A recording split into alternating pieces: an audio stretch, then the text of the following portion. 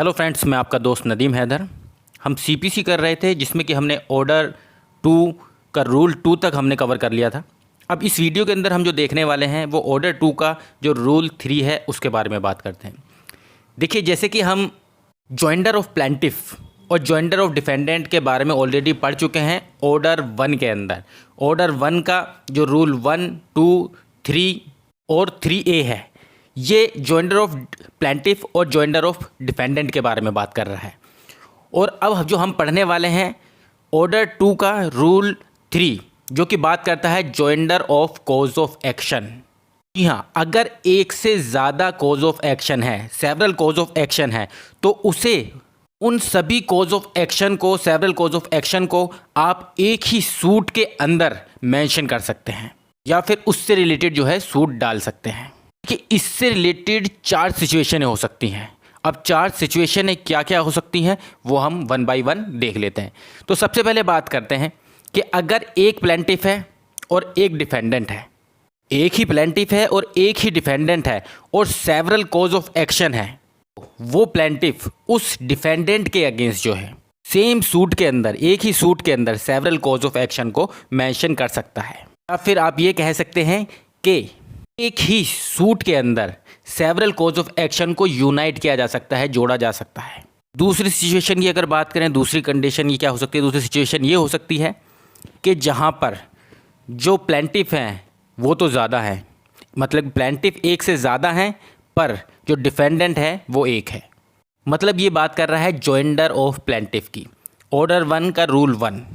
तो अगर प्लेंटिफ एक से ज़्यादा हैं और डिफेंडेंट एक है और सेवरल कॉज ऑफ एक्शन है, तो इस केस में अगर जो ऑर्डर 1 रूल 1 में हमने कंडीशन पढ़ी थी वो फुलफिल हो रही है, वो पूरी हो रही है, तभी हम एक ही सूट के अंदर जो कॉज ऑफ एक्शन है, सेवरल कॉज ऑफ एक्शन है, उनको यूनाइट कर सकते हैं। वो कंडीशन क्या थी? वो कंडीशन ये थी कि पहली चीज़ सेम एक्ट या सेम ट्रांजैक्शन होनी चाहिए।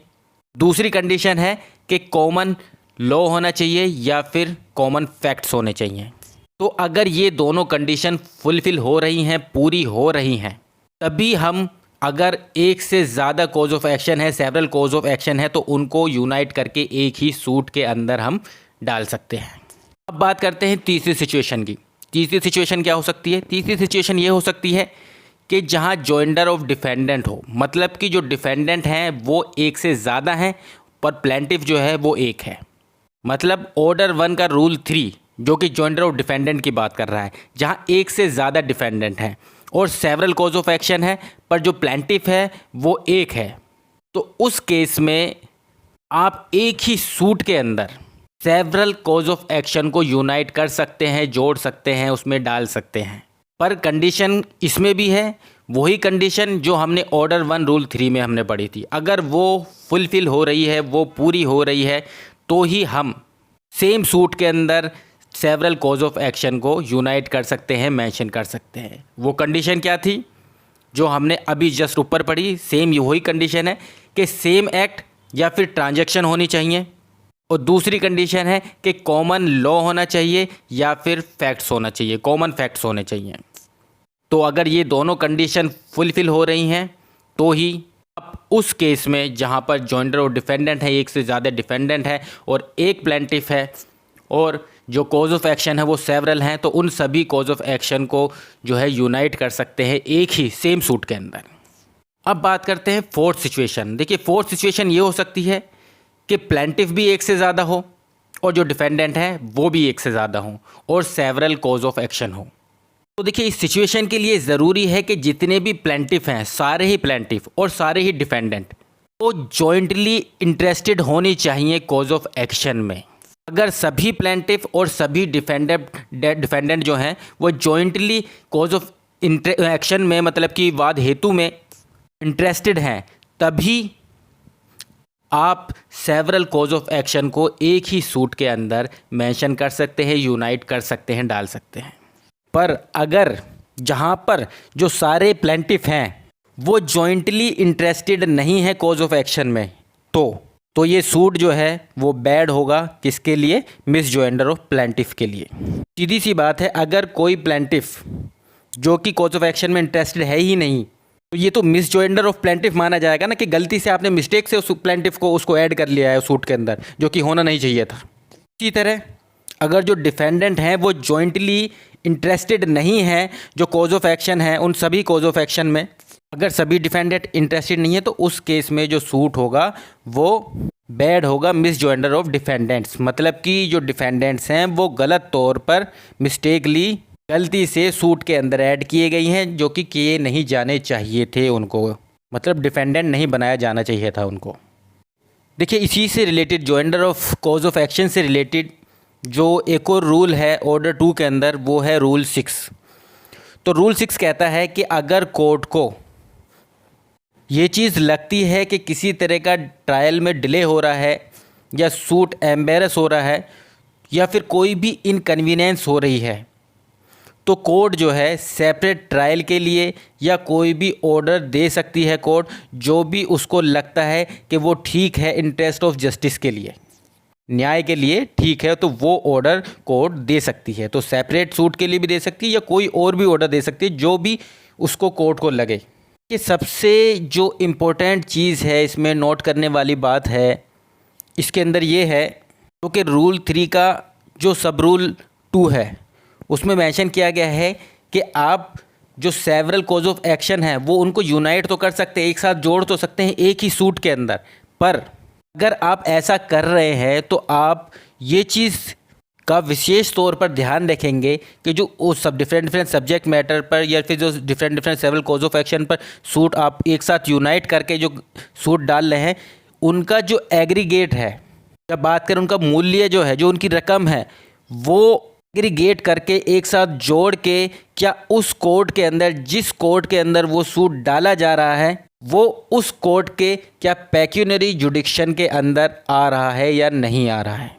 जहाँ सेवरल कॉज ऑफ एक्शन है वहाँ पर ये चीज़ ध्यान दी जाएगी, उन सभी का जो एग्रीगेट है, जो उनका टोटल है सभी कॉज ऑफ एक्शन का, वो उस कोर्ट की जुडिक्शन में, जो पेक्यूनरी जुडिक्शन है उसके अंदर लाई करना चाहिए, उसके अंडर आना चाहिए।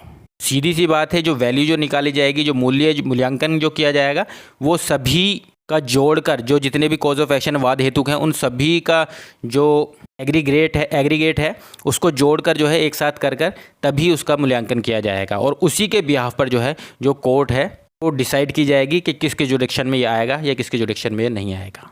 तो ये था joinder of cause of action. एक से ज़्यादा अगर कॉज ऑफ एक्शन है, एक से ज़्यादा वाद हेतुक हैं तो आप उनको सेम सूट के अंदर डाल सकते हैं, पर वो 4 कंडीशन है जो मैंने आपको अलग अलग सिचुएशन में बताई हैं, उनका ध्यान रखना पड़ेगा। तो इस वीडियो के अंदर इतना ही। Thank you very much. Sorry, एक और रूल रह गया है joinder of cause of action से रिलेटेड। जो रूल है वो है 7। जो रूल 7 वो बात करता है ऑब्जेक्शन के बारे में, कि अगर किसी पार्टी को मिसजॉइंडर ऑफ कॉज ऑफ एक्शन से रिलेटेड कोई ऑब्जेक्शन है तो वो ऑब्जेक्शन वो पार्टी उस सूट के जो इश्यूज़ हैं उनके सेटल होने के टाइम पर या फिर उनके सेटल होने से पहले जितना जल्दी हो, अर्लीस्ट अपॉर्चुनिटी में वो ऑब्जेक्शन ले सकती है misjoinder of cause of action से related. Misjoinder of cause of action मतलब कि ये कॉज ऑफ एक्शन जो इस सूट के अंदर लिया गया है ये गलती से लिया गया है, जो कि गलत है, ये नहीं लेना चाहिए था इस सूट के अंदर। अगर कोई भी ऑब्जेक्शन कोई पार्टी लेना चाह रही है misjoinder of cause of action से रिलेटेड, तो वो अर्लीस्ट अपॉर्चुनिटी में लेगी। अगर कोई भी पार्टी जो है वो ऑब्जेक्शन नहीं लेती है misjoinder of cause of action से रिलेटेड, तो ये माना जाएगा कि उस पार्टी ने वो ऑप्शन को उसको वेव्ड कर दिया है, मतलब कि उसको छोड़ दिया है, मतलब कि ऐसा माना जाएगा कि वो लेना ही नहीं चाह रही है कोई भी ऑब्जेक्शन। जैसे कि मैंने आपको बताया कि इश्यूज़ के सेटल होने के टाइम पर या इशू के सेटल होने से पहले जो पार्टी हैं वो ऑब्जेक्शन ले सकती हैं मिसजॉइंडर ऑफ कॉज ऑफ एक्शन से रिलेटेड, उसके बाद वो कोई ऑब्जेक्शन जो है नहीं ले सकती मिसजॉइंडर ऑफ कॉज ऑफ एक्शन से रिलेटेड। अगर इसकी एक्सेप्शन ये है कि अगर कोई ग्राउंड जो है वो बाद में ही पैदा हुआ है या बाद में ही आया है, बाद में ही अराइज हुआ है, तो उस केस में जो पार्टी है वो बाद में भी मिसजॉइंडर ऑफ कॉज ऑफ एक्शन से रिलेटेड ऑब्जेक्शन ले सकती है। सिमिलरली इसी तरह जो सेक्शन 47 है, सेक्शन 47 में कोई भी डिक्री या ऑर्डर जिसकी अपील की जा रही है, तो वो डिक्री या ऑर्डर जो है मिस जॉइंडर या फिर non joinder of cause of action की वजह से ना ही तो रिवर्स्ड होगी, ना ही वेरिड होगी, ना ही भिन्न उसको जो है मतलब डिफरेंट डिक्री या ऑर्डर को जो है रिवर्स किया जाएगा या उसको अलग किया जाएगा, डिफरेंट मतलब को बना दिया जाएगा, उसमें कोई चेंज करना एक तरह से कह सकते हो आप। मिस जॉइंडर और non joinder of cause of action की वजह से कोई भी चेंज नहीं होगा उस डिक्री में या ऑर्डर में, एक्सेप्ट उस केस में अगर उसकी वजह से कोई भी जो मेरिट है, जो केस की जो मेरिट है उस पर इफेक्ट पड़ रहा है किसी तरह का, या फिर मतलब जो केस है सूट है उसकी जो मेरिट है उस पर इफेक्ट पड़ रहा है, या फिर जो जुडिक्शन है कोर्ट की उस पर इफेक्ट पड़ रहा है, तो ही उस डिक्री या ऑर्डर में चेंज किया जा सकता है जिसकी अपील की गई है।